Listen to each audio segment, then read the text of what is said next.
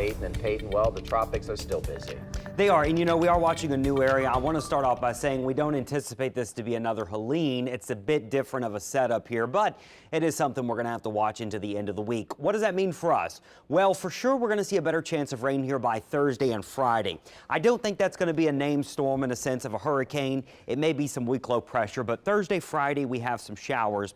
And then what's interesting is a weak front's going to move in. It'll push that moisture back to the south, and then that moisture is going to pull itself or just really kind of sit itself in the Gulf through the weekend. That's when we have a higher chance of getting a depression or maybe a tropical storm to form. So nothing is going to happen very quickly with this early on in the week, but once we get into the end of the week here, there is a better chance of seeing a depression or a tropical storm form in the Gulf of Mexico. Right now, the areas where it could form is anywhere that's highlighted in orange. That's basically the entire Gulf is where this low could form. So we still really don't know the final outcome of this thing. I could show you every single model run. They're all over the place, and so not really useful. But this is the zone we're going to be watching by the end of the week, and it is a 50-50 shot, so it's still not a slam dunk guarantee of a forecast. Now, what's interesting is we're going to start the week off dry. Today, tomorrow, and Wednesday, not a drop of rain in the sky, just plenty warm. Here we go Thursday, a first surge of tropical moisture, some weak low pressure trying to form with that first surge of moisture. That continues into Friday. Then we have a weak front. Notice it's a wall. It stops the moisture, and then this is what we're going to be watching this weekend. A large area of moisture over the Gulf with showers and storms.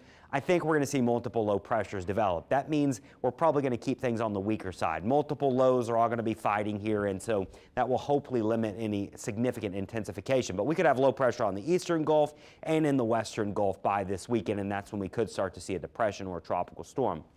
Now, where does it go? Well, it depends on where it comes together because the steering currents this weekend are quite tricky. We have a weak trough coming down. That's going to have a little tug to the north. We've got a ridge of high pressure sitting over parts of the Caribbean islands. That will try to pull something this direction. We've also got a ridge extending out over parts of Texas. That will try to push anything to the Gulf to the west. So these are all fighting each other. And so if you have low pressure forming in different spots here, you just got to kind of wait and see. And if one becomes a dominant feature, that also can influence the other. So we just don't know how it would evolve this weekend. But concern level here on the northern Gulf Coast, it is rather low, but we're going to monitor it. Elsewhere, it's very busy. We're in the peak of the season. It looks like Isaac and Joyce have formed.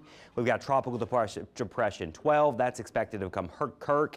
In fact, this will likely be a powerful hurricane as we head into this weekend, but this one's going to curve out the sea. And then there's another one behind it. So hurricane season is still cranking them out here, and we're very much still busy for the last day of September and for the first week of October.